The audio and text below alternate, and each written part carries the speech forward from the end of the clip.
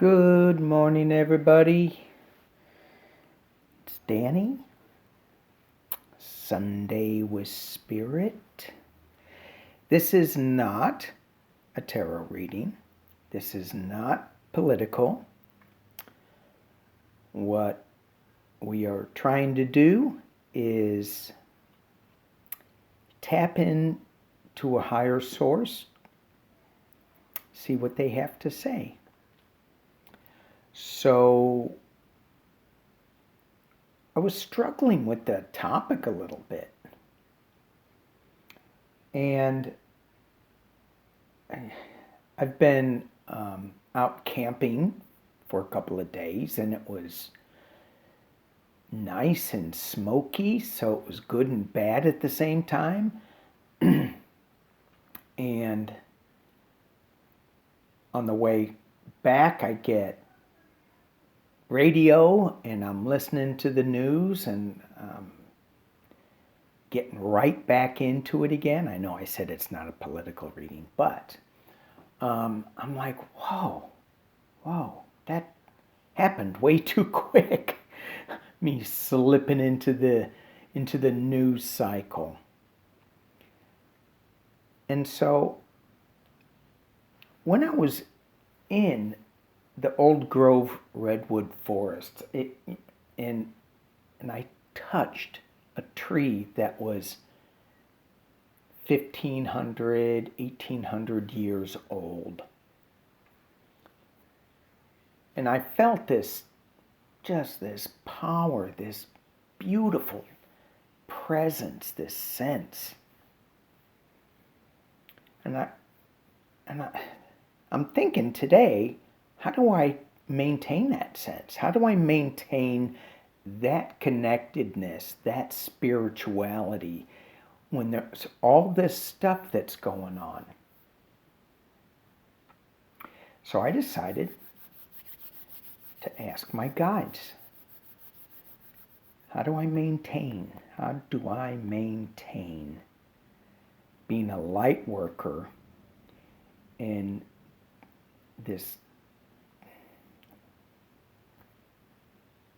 news cycle that we happen to keep ourselves in?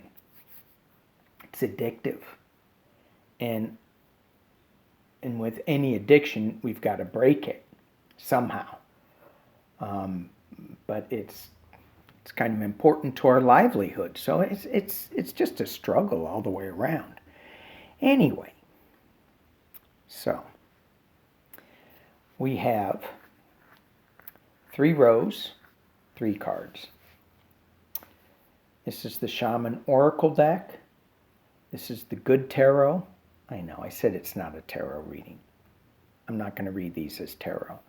And this is the Enchanted Map. At first, when I pulled this, I was thinking, pick 3 cards that you need to let go of. What is that you need to let go of? And the rest embrace. Maybe it's a row, maybe it's a diagonal. And then again, maybe it's none of the above. Maybe just look at them all and see. But do yourselves a favor and pick a couple of cards that are going to have more impact on you than the others. Which cards should you listen to more on how to maintain being a light worker, how to maintain spirituality? The Tree of Life. That's awesome. Hope you guys can see that. Maybe a little light. Does that help? I hope it does. Anyway, Tree of Life. To me, this card it's all about life. You know, the roots go really deep in the Tree of Life. and it's all interwoven. So what we think is what we're going to get. So be careful what we think. Make sure that our roots are really grounded into Mother Earth, Pachamama. Make sure our intentions are really good. I find myself slipping a lot.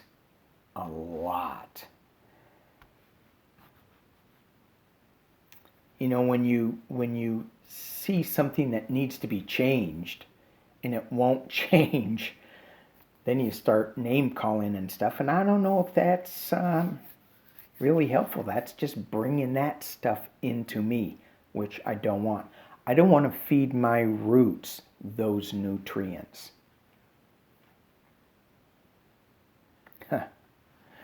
Justice.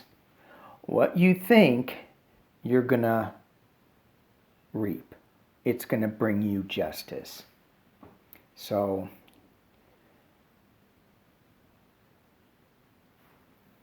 it's a beautiful card too.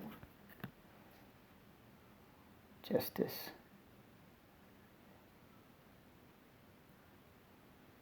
And a lot of times when I hold up these cards, even though I may have something to say about them, what you say, what you think, and if writing it down helps,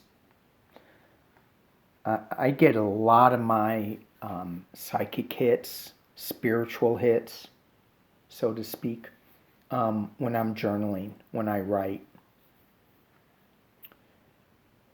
So you have the tree of life, watching out what your thoughts are, watching what you feed your roots, the nutrients, is going to bring justice. It's going to balance this scale here. And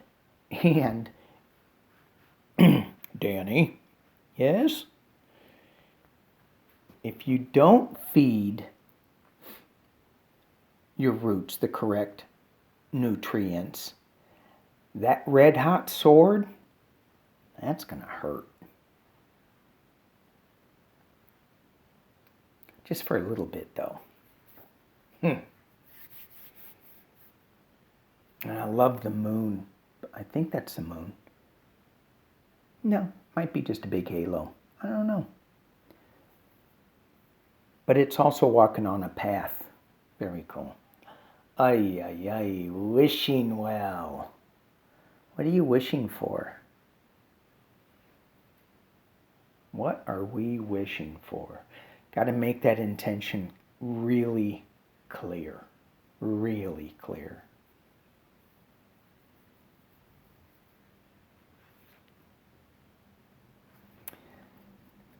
We got many paths.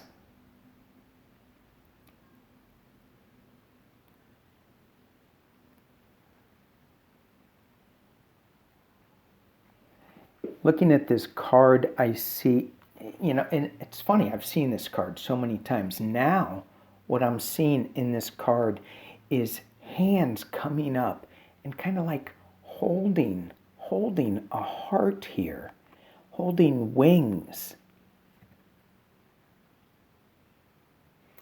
There's many different paths to get justice, to get your wish to come true.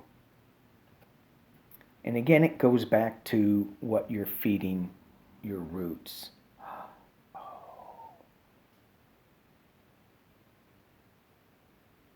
Messenger of water. Sorry, I'm trying to get that glare out of there. The messenger of water. Oh my gosh.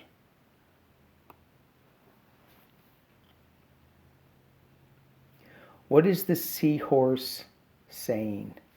It's all interconnected. We have pearls and it looks like seaweed. And here's a sculpin, or could even be like a lionfish.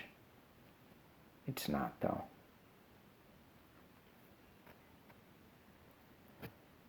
But she blends in so well, and she has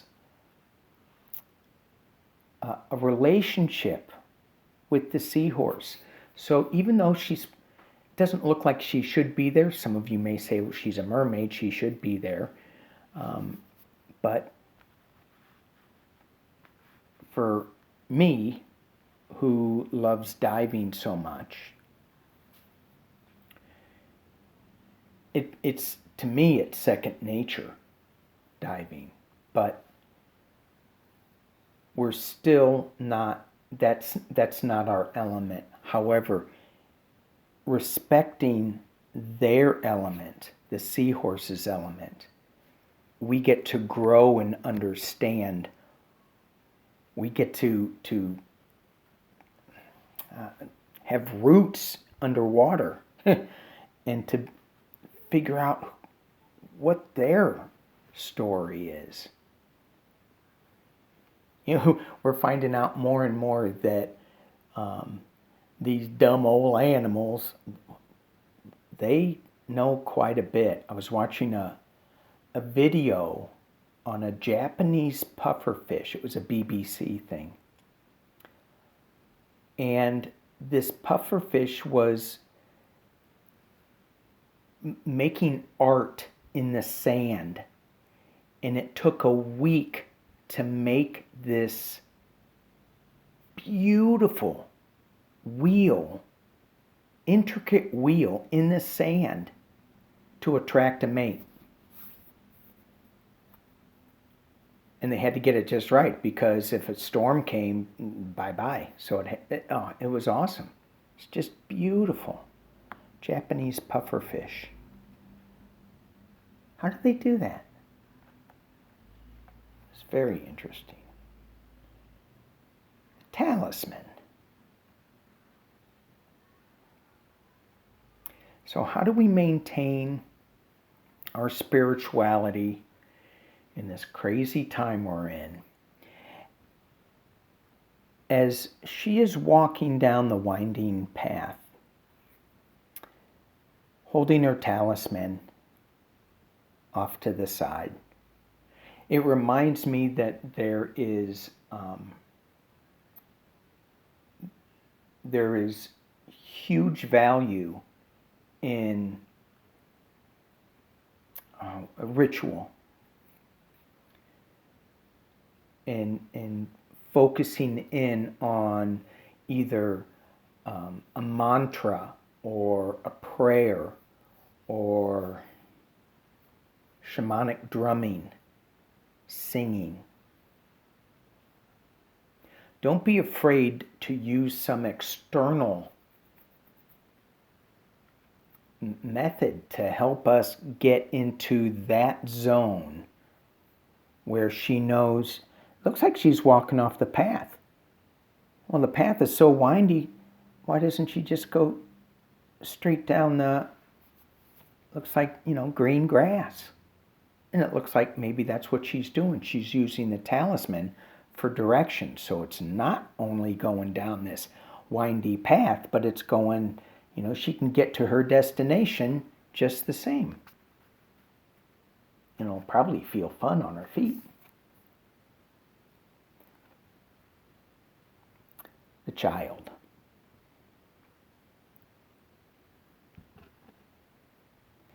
Let's not lose the childlike wonder of life, of everything.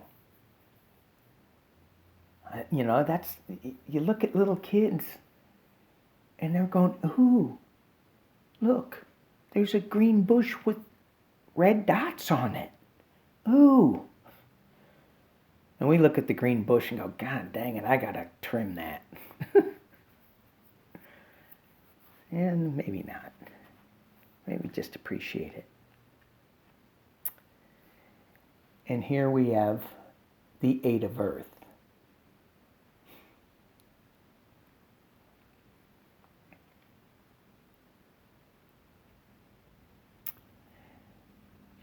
What I see here is tree branches, roots, someone dancing or balancing on this. Let's not forget to play music, to have our music in our head. What is our music? What are we thinking? What's the note that we want to project out? Goblins. Goblins. Oh, that's scary. Scary monster.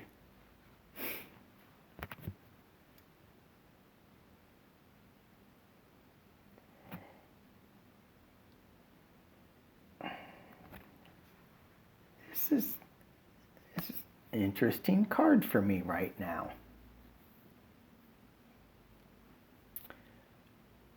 You know, I'm thinking right now that don't be afraid of the goblins. There's other things.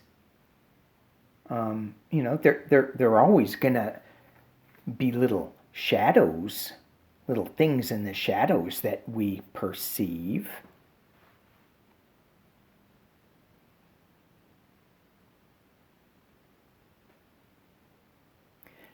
When I look at this, I see the eyes, and I'm going, oh, that looks like scallop eyes. Scallop, the in the ocean, scallops. And maybe these goblins are just misunderstood. Who knows?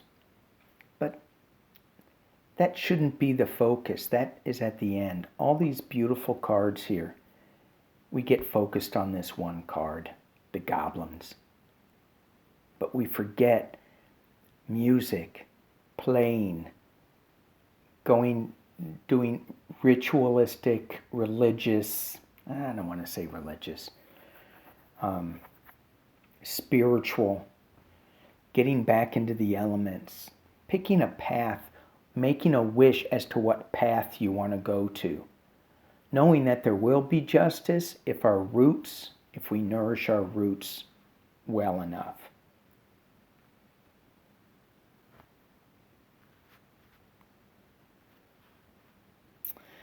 All right. I think that's it.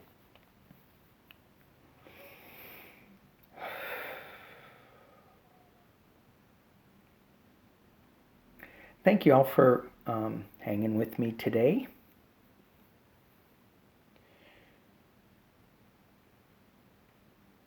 I appreciate y'all. I appreciate your comments. No political stuff, please.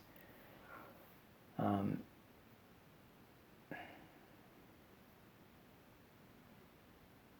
love this card. I like them all. That one scares me though. But we shouldn't be scared of that. Anyways. All right, y'all. Thank you. Have a great week. Peace and love.